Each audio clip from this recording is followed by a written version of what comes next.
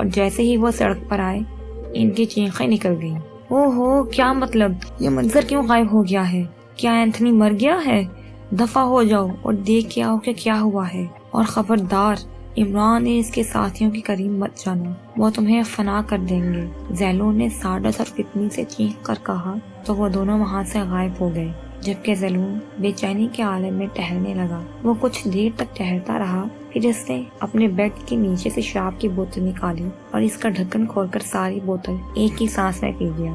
ایک بوتل پینے سے اسے کوئی فرق نہیں پڑا تھا، اس نے دوسری بوتل بھی اٹھائی اور اس کا بھی ڈھکن کھول لیا۔ اب وہ ایک بار پھر ٹہلنے لگا اور ٹہلنے کے ساتھ ساتھ وہ شراب بھی پیتا رہا۔ اس بے چینی کے عالم میں نہ جانے کتنا وقت گزر گیا کہ سارڈس اور فتنی کمرے میں حاضر ہو گئے۔ آقا، اینتھنی اور اس کے ساتھی مارے جا چکے ہیں، انہیں تمہارے دشمن خاص اور اس کے ساتھیوں نے ہی مارا ہے۔ اینتھنی کے ریڈ ہاؤس پر اینتھنی اور اس کے آدمیوں کی لاشیں پڑی ہوئی ہیں۔ سارڈس نے سر جھکانے کے بعد زیلون کو رپورٹ دیتے ہوئے کہا، احمق کے بچے، تجھے اینتھنی اور اس کے آدمیوں کی لاشوں کی فکر ہو رہی ہے، جبکہ میں عمران کی وجہ سے پریشان ہو رہا ہوں کہ کہیں عمران اور اس کے ساتھی یہاں شیطانی دنیا میں داخل ہونے میں کامیاب نہ ہو جائیں۔ زیلون نے پریشان لہجے میں کہا، یہ کیسے ہو سکتا ہے آقا؟ آج تک کوئی بھی نیک انسان ہماری اس دنیا میں داخل نہیں ہو سکا۔ فتنی نے کہا، احمق کی بچی، وہ یہاں آ سکتے ہیں تو میں پریشان ہو رہا ہوں۔ اس مرتبہ غصیلے لہجے میں کہا، آقا تم فکر نہ کرو، ہم انہیں یہاں ہرگز نہیں آنے دیں گے۔ فتنی نے کہا، میری اب تک کی تمام کوششیں انہوں نے بیکار کر دی ہیں اور مجھے لگ رہا ہے کہ یہ لوگ لازماً یہاں پہنچ جائیں گے۔ زیلون نے ایک مرتبہ پھر پریشان ہوتے ہوئے کہا تو سارڈس اور فتنی بھی پریشان ہو گئے۔ آقا اگر تم اجازت دو تو میں مہان آقا کے دربار کا ایک چکر لگا لوں۔ چند لمحوں کے بعد سارڈس نے کہا، مہان آقا کے دربار کا چکر؟ لیکن کس لیے؟ زیلون نے سارڈس کو گھورتے ہوئے کہا، میں اس سلسلے میں دربار کے نائب سے مشورہ کروں گا اور اپنے لیے چند صلاحیتیں اور بھی مانگ لوں گا۔ اس کے بعد میں اس آدمی رامان کے خلاف زیادہ بہتر طریقے سے کام کر سکوں گا۔ سارڈس نے کہا، رامان؟ یہ درمیان میں رامان کہاں سے آ گیا ہے؟ زیلون نے غصیلے لہجے میں کہا، اسے سارڈس پر غصہ اس لیے آیا تھا کہ اس نے شیطانی دربار میں جا کر دربار کے نائب سے مشورہ لینے کی بات کی تھی، لیکن چونکہ یہ بات اس کے مفاد میں جاتی تھی اس لیے غصے کے باوجود اس نے بات کو برداشت کر لیا تھا۔ آقا تم جانتے ہو کہ تمہارے دشمن خاص کا نام ایسا ہے جسے ہم اپنی زبان پر نہیں لا سکتے، اس لیے میں نے اور فتنی نے اسے یہ نام دیا ہے۔ سارڈس نے کہا تو زیلون نے فتنی کی طرف دیکھا جس کے چہرے پر مسکراہٹ تھی۔ ٹھیک ہے، تم اسے اسی نام سے بلا لیا کرو۔ زیلون نے اس بات کے انداز میں سر ہلاتے ہوئے کہا، ہاں تم دربار کے نائب سے ملاؤ، میری طرف سے نائب کے سامنے سر جھکا دینا، اور ہاں واپس جلدی آنا۔ زیلون نے کہا، جی آقا۔ سارڈس نے کہا، پھر اس نے زیلون کے سامنے سر جھکایا اور غائب ہو گیا۔ آقا میں تمہیں اپنے ہاتھوں سے شراب پلاؤں؟ سارڈس کے غائب ہونے کے بعد فتنی نے مسکراتے ہوئے کہا، ہاں ہاں پلا، تیرے لیے یہ اعزاز کی بات ہے۔ زیلون نے متکبرانہ لہجے میں کہا، ہاں آقا، تجھے اپنے ہاتھوں سے شراب پلانا میرے لیے بڑے اعزاز کی بات ہے، فتنی نے کہا، اور پھر اس نے بیڈ کے نیچے سے شراب کی بوتل نکال لی۔ اس نے بوتل کا ڈھکن کھولا اور بوتل زیلون کے منہ سے لگا دی۔ فتنی کے ہاتھوں سے شراب پی کر زیلون کی پریشانی دور ہو گئی۔ فتنی اسی ہوش ربا روپ میں تھی۔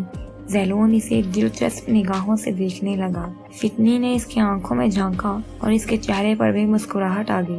پھر انہیں وقت گزرنے کا احساس بھی نہ ہوا۔ وہ اس وقت چونکے جب سارڈس کمرے میں ظاہر ہوا۔ ہاں، کیا مشورہ دیا ہے دربار کے نائب نے؟ زیلون نے سارڈس کو دیکھ کر اس سے پوچھا۔ آقا، دربار کے نائب نے مشورہ دیا ہے کہ رامان اور اس کے ساتھیوں کے خلاف زیادہ تر کام انسانوں سے ہی لیا جائے اور کوشش یہ کی جائے کہ انہیں پاکیزہ نہ رہنے دیا جائے۔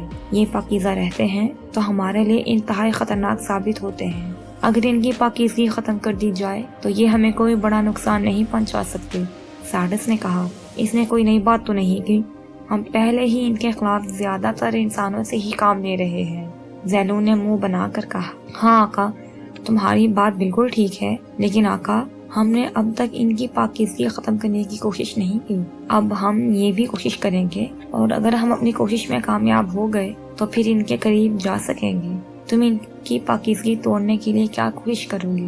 زیلون نے پوچھا۔ آقا، ان کے لیے کچھ جانور حرام اور ناپاک ہیں، جیسے کتا، خنزیر وغیرہ۔ اگر ہم ان جانوروں کا خون، پسینہ ان کے جسم سے چبھا ہوا پانی یا ان کی گندگی ان کے جسم سے لگا دیں تو ان کی پاکیزگی ختم ہو جائے گی، اور اگر انہیں اس بات کا احساس نہ ہو تو یہ خود کو پاکیزہ سمجھتے رہیں گے اور کسی بھی لمحے ہمارے ہاتھوں مارے جائیں گے۔ سارس نے کہا تو زیلون کی آنکھیں چمکنے لگیں اور اس کے چہرے پر مسکراہٹ آ گئی۔ گڈ، ویری گڈ، دربار کے نائب نے یہ مشورہ بہت ہی اچھا دیا ہے، ہم اس مشورے پر ضرور عمل کریں گے۔ زیلون نے کہا، آقا، سارس کا شیطانی دربار میں جانا مفید ثابت ہوا نا؟ فتنی نے مسکراتے ہوئے کہا، ہاں، اور اب تم جاؤ اور دیکھو کہ عمران اپنے ساتھیوں سمیت اس وقت کہاں پہنچ گیا ہے۔ زیلون نے کہا، جی آقا، ہم ابھی جاتے ہیں۔ سارس اور فتنی نے بیک آواز میں کہا۔ اس کے بعد انہوں نے اپنے سر جھکائے اور پھر غائب ہو گئے۔ غائب ہونے کے تھوڑی دیر بعد ہی وہ ظاہر ہو گئے۔ آقا، رامان اور اس کے ساتھی گریٹ لینڈ پہنچ چکے ہیں، وہ اس وقت اسٹار ہوٹل میں اپنے لیے کمرے حاصل کر رہے ہیں۔ سارس نے زیلون کے سامنے سر جھکایا اور پھر سیدھا ہو کر اسے عمران کے متعلق بتانے لگا۔ گریٹ لینڈ کی اسپیشل پولیس کا ڈائریکٹر میکالے ہے۔ تم میکالے کے ذہن میں عمران کے بارے میں معلومات ڈال دو۔ اس کے بعد اس کے دماغ کو ہدایت کرو کہ وہ گرین ہوٹل جا کر عمران اور اس کے ساتھیوں کو گرفتار کرے اور ان کے ہاتھوں میں ہتھکڑی ڈالے، اور تم ہتھکڑی پر خنزیر کی چربی لگا دینا۔ اس کے ساتھیوں کو جب میکالے پولیس فورس لے کر جائے تو تم نے یہ کاغذات پولیس آفیسر کے جیب میں ڈال دینے ہیں۔ اس کے دماغ کو میں خود ہدایات دوں گا۔ ان کاروائیوں سے فارغ ہو کر تم نے ان سب سے دور ہو جانا ہے اور دور رہ کر میکالے اور عمران کے درمیان ہونے والا تماشا دیکھنا ہے۔ زیلون نے سارس اور فتنی کو ہدایات دیتے ہوئے کہا۔ آقا، کاغذات کہاں ہیں؟ سارس نے کہا۔ فتنی، گریٹ لینڈ میں ایک سائنس لیبارٹری ہے جس کا نام گرین لیبارٹری ہے، تم ابھی اس لیبارٹری میں جاؤ اور اس کے کسی بھی فائل میں سے چند کاغذات نکال لو۔ زیلون نے فتنی سے کہا۔ جی آقا، فتنی نے کہا، اور پھر وہ غائب ہو گئی۔ 2 منٹ بعد ہی اس کی واپسی ہو گئی۔ اس نے چند کاغذ زیلون کی طرف بڑھائے۔ زیلون نے کاغذ لیے اور دیکھے بغیر سارس کی طرف بڑھا دیے۔ سارس نے وہ کاغذ لے لیے۔ بس اب تم روانہ ہو جاؤ، زیلون نے سارس اور فتنی سے کہا۔ ان دونوں نے سر جھکائے اور غائب ہو گئے۔ کچھ دیر گزری تھی کہ فتنی دوبارہ کمرے میں حاضر ہو گئی۔ اس نے زیلون کے سامنے سر جھکایا۔ آقا، تمہاری ہدایات کے مطابق تمام کارروائی ہو چکی ہے۔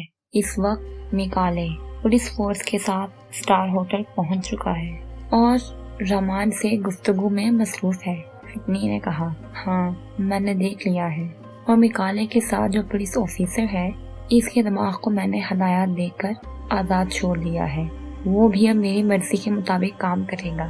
زیلون نے اس بات کے انداز میں سر ہلاتے ہوئے کہا، ٹھیک ہے آقا، میں اب سارس کے پاس جاؤں؟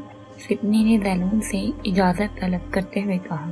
ہاں، تو جا، زیلون نے کہا تو فتنی نے ایک بار پھر سر جھکایا اور غائب ہو گئی۔ کچھ دیر بعد وہ دونوں ہی حاضر ہو گئے اور اپنی روایات کے مطابق انہوں نے زیلون کے سامنے سر جھکا دیا۔ آقا، اب رامان اور اس کے ساتھیوں کی زندگی کے چراغ گل ہونے والے ہیں۔ میکالے نے برقی بھٹی آن کرا دی ہے، وہ ہر حال میں رامان اور اس کے ساتھیوں کو قتل کر کے برقی بھٹی میں ڈال دے گا۔ اب ہمیں ان دشمنوں کے خلاف کوئی کارروائی کرنے کی ضرورت نہیں ہے۔ سارس نے خوشی سے معمور لہجے میں کہا، ہاں، میں یہ سب اپنی آنکھوں سے دیکھ رہا ہوں۔ واقعی اب عمران اور اس کے ساتھی موت کی دہلیز پر پہنچ چکے ہیں۔ ہم نے ان کے ساتھ جو موت کا کھیل شروع کیا تھا بالآخر وہ اختتام کے قریب پہنچ گیا ہے۔ زیلون نے مطمئن لہجے میں کہا۔ عمران اور اس کے ساتھی اس وقت جس پوزیشن میں تھے وہ زیلون کے اطمینان کے لیے کافی تھی۔ عمران اور اس کے ساتھیوں کے ہاتھوں میں ہتھکڑیاں لگی ہوئی تھیں اور کئی مسلح پولیس اہلکار ان کے سروں پر موجود تھے۔ اگر عمران اور اس کے ساتھی کسی حرکت کی کوشش کرتے تو پولیس اہلکاروں نے انہیں گولیاں مار دینی تھیں۔ وہ تینوں اس وقت ایک پولیس اہلکار کی آنکھوں سے یہ سب دیکھ رہے تھے جو سب سے آگے کھڑا تھا۔ انہیں اس وقت عمران اور اس کے ساتھیوں سے خطرہ تو کوئی نہیں تھا۔ ایک تو وہ ان سے بہت دور تھے، دوسرے عمران اور اس کے ساتھی پاکیزہ حالت میں نہیں تھے، لیکن اس کے باوجود بھی وہ محتاط تھے اور اس وقت تک محتاط رہنا چاہتے تھے جب تک کہ عمران اور اس کے ساتھیوں کا خاتمہ نہ ہو جاتا۔ پھر اچانک ہی وہ تینوں بری طرح اچھل پڑے۔ حیرت اور خوف کے تاثرات نے ان تینوں کے چہروں کو بگاڑ دیا تھا۔ عمران اور اس کے ساتھیوں نے پل بھر میں ہی وہاں بازی پلٹ دی تھی۔ کمرے میں موجود تمام افراد کو انہوں نے مرتے دیکھا۔ اوہو، یہ کیا ہو گیا ہے؟ تم جلدی جاؤ اور کسی بھی طرح سے ان کا خاتمہ کر دو۔ جاؤ جلدی جاؤ۔ زیلون نے بوکھلائے ہوئے لہجے میں کہا تو سارڈس اور فتنی یکدم ہی غائب ہو گئے۔ پھر چند منٹ گزرے تھے کہ فتنی کمرے میں حاضر ہوئی اور اس نے زیلون کے سامنے سر جھکایا۔ آقا، تم فکر نہ کرو، سارڈس نے ایک زبردست انتظام کیا ہے۔ اس نے شہر بھر کے تمام خون خوار کتے اس بلڈنگ میں پہنچا دیے ہیں۔ یہ کتے رامان اور اس کے ساتھیوں کو چیر پھاڑ دیں گے۔ فتنی نے زیلون سے کہا، وہ ان کتوں کو بھی مار ڈالیں گے، وہ بہت خطرناک لوگ ہیں۔ زیلون نے بے بسی سے کہا، نہیں آقا، سارڈس نے 2-4 کتے نہیں پہنچائے، سینکڑوں کی تعداد میں پہنچائے ہیں۔ وہ دوسرے شہر سے بھی کتے اٹھانے گیا ہے، ہزاروں کتے ہو جائیں گے آقا۔ وہ کس کو ماریں گے؟ ان کا بچنا اب ممکن نہیں ہے آقا۔ میں ایک کتے کی آنکھوں میں جھانک رہی ہوں، تم یہ منظر اپنی آنکھوں سے دیکھ لو، فتنی نے کہا، اور اس کے ساتھ ہی زیلون کو وہ منظر صاف نظر آنے لگا۔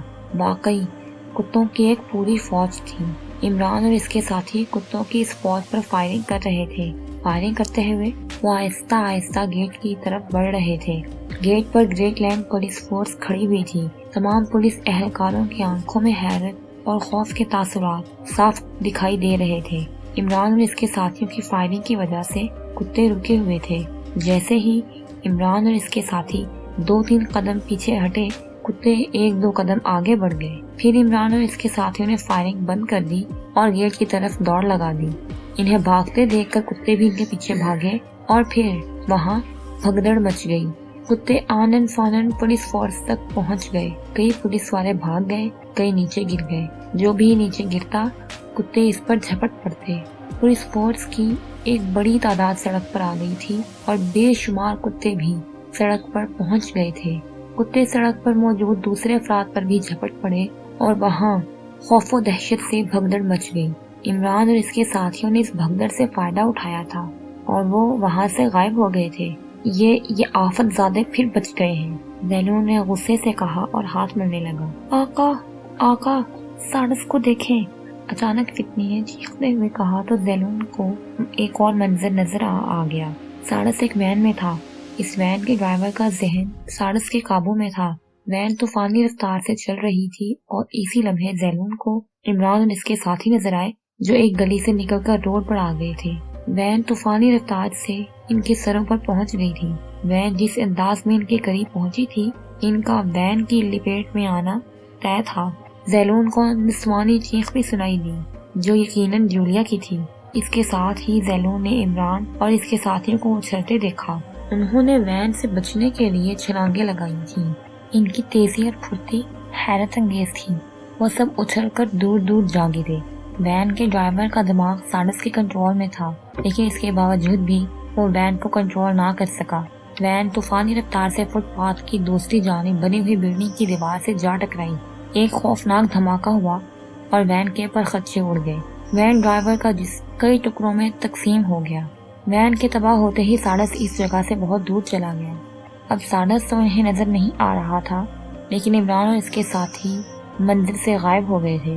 آقا، اب تو یہ رامان اور اس کے ساتھی پاکیزہ حالت میں نہیں ہیں، اب یہ ہمارے قابو میں کیوں نہیں آ رہے؟ فتنی نے حیرت کا اظہار کرتے ہوئے کہا، ان لوگوں کی زبان ہر حال میں اور ہر وقت پاکیزہ ہی رہتی ہے، اور یہ جو گروپ ہے، اس گروپ کے تمام افراد تو دل کے بھی پاک اور صاف ہیں، اس لیے شاید یہ اب بھی ہمارے قابو میں نہیں آ رہے، زیلون نے کہا، اور پھر وہ اپنے ہونٹ چبانے لگا۔ پھر اسی لمحے سارڈس 2 آدمیوں کی طرف بڑھتا ہوا دکھائی دیا۔ انہوں نے ان دونوں آدمیوں کو چیک کیا۔ وہ دونوں گریٹ لینڈ کے ایک سیکرٹ ایجنسی کے ملازم تھے اور ان کی جیبوں میں مشین پسٹل موجود تھے۔ 1 سیکنڈ بھی نہیں گزرا تھا کہ وہ دونوں اس جگہ سے غائب ہو کر اس جگہ پہنچ گئے جہاں چند لمحے پہلے وین تباہ ہوئی تھی۔